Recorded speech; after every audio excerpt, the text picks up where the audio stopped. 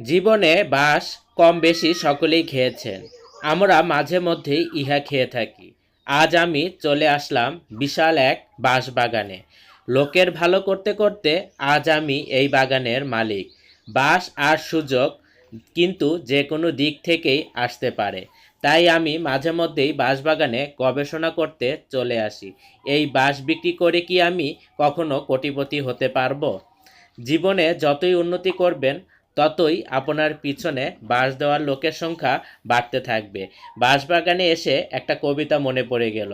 দোল দোল দোলনি মানুষ চিনতে শেখনি, বাঁশ খাবে যখনই শিক্ষা হবে তখনই।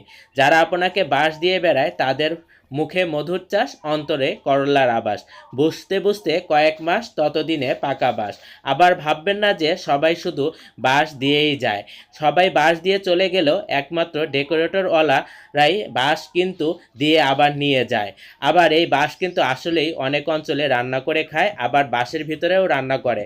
পরিশেষে একটা কথাই বলতে চাই, জীবন একটি বাঁশ বাগান, শুধু বাঁশ আর বাঁশ।